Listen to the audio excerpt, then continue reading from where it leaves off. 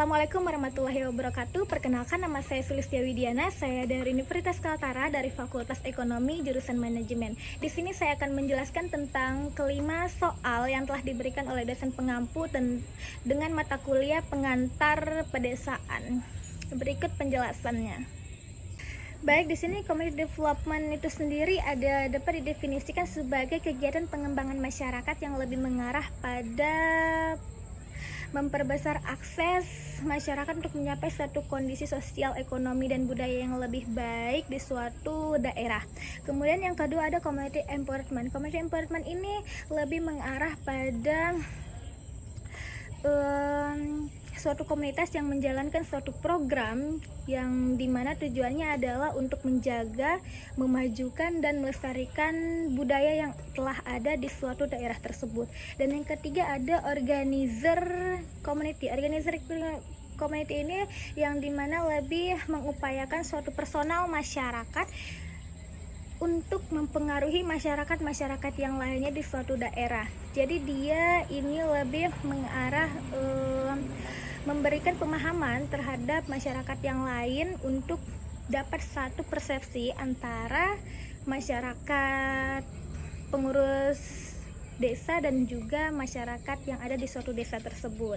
Jadi dapat diambil contoh kalau community development ini kita melakukan suatu program yang dimana ini dapat memajukan ekonomi, sosial, budaya yang ada di suatu daerah tersebut. Di sini saya mengambil contoh tentang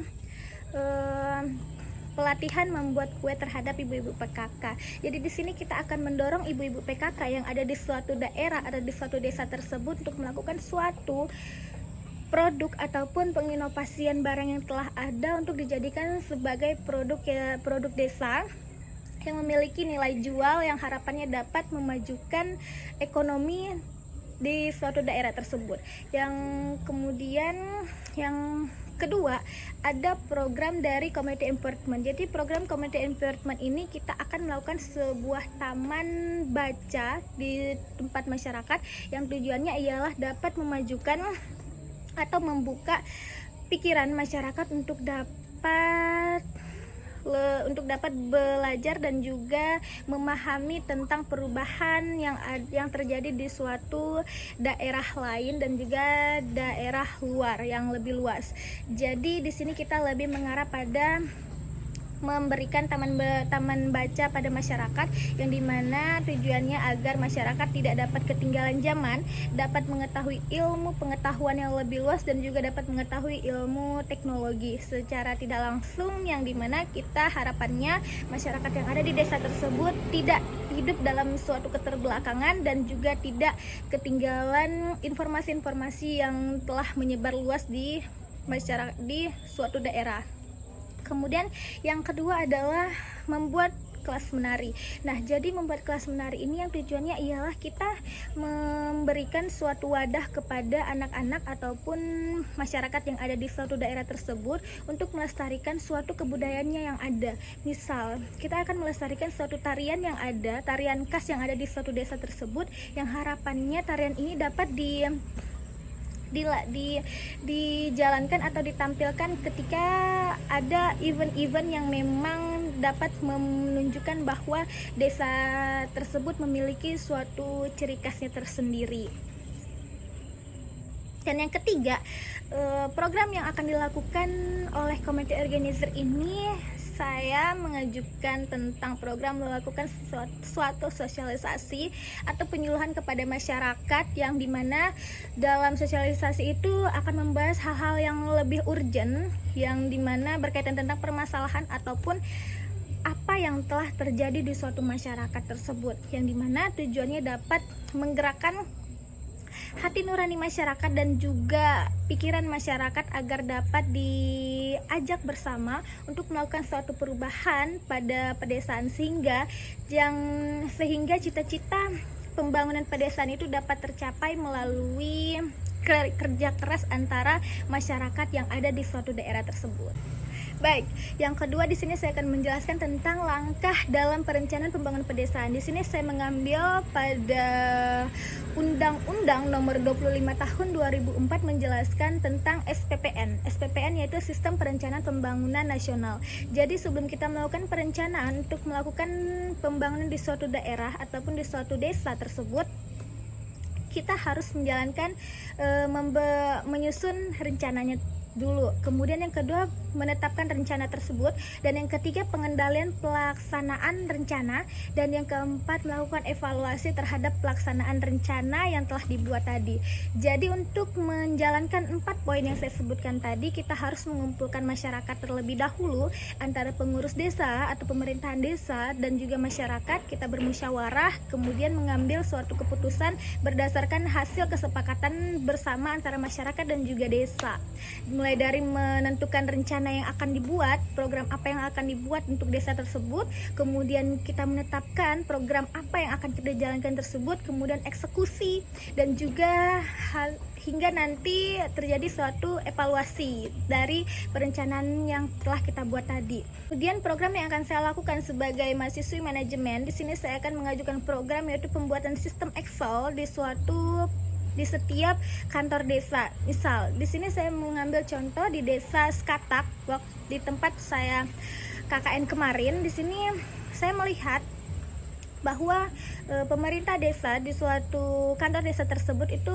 kesulitan terhadap ketika penginputan data, penginputan masyarakat yang baru datang, masyarakat yang akan bergabung di suatu daerah tersebut, kemudian masyarakat yang meninggal, kemudian penambahan masyarakat.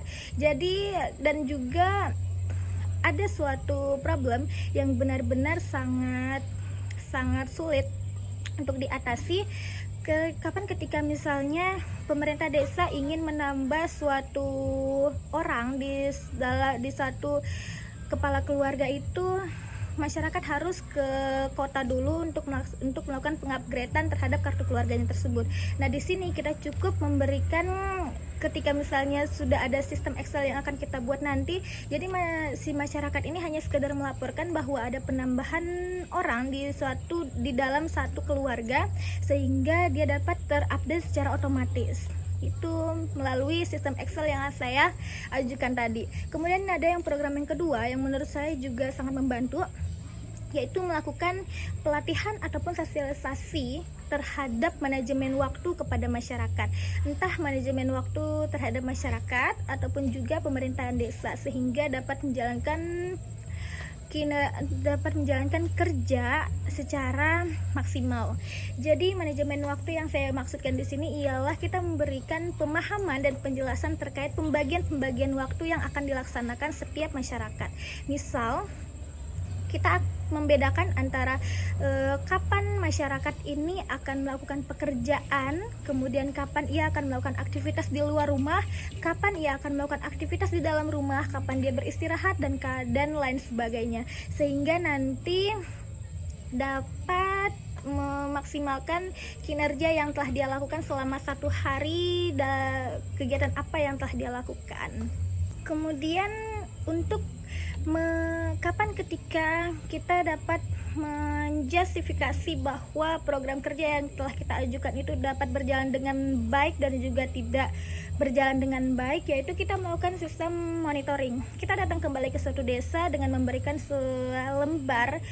lembar yang di dalamnya itu berisikan tentang waktu dia bekerja, waktu dia istirahat, waktu dia makan dan sebagainya, beraktivitas di luar. Jadi dia tinggal mencontreng dan sebagainya, sehingga dari data tersebut istilahnya seperti kuesioner yang kita bagikan kepada masyarakat tersebut, sehingga nanti ketika misalnya kuesioner kita ambil kembali, kita dapat melihat ternyata perubahan yang telah dilakukan oleh masyarakat ini sudah ada peningkatan atau belum. Jadi lebih melihat kembali apakah program yang kita jalankan ini dapat berjalan di suatu daerah tersebut ataupun tidak. Itu berdasarkan dari hasil monitoring kita tadi, yang dimana harapannya program yang telah kita ajukan tadi dapat berjalan secara sustainable atau berkelanjutan dan tidak hanya stagnan di satu masa ketika kita telah melakukan sosialisasi tersebut. Kemudian melaksanakan program kerja.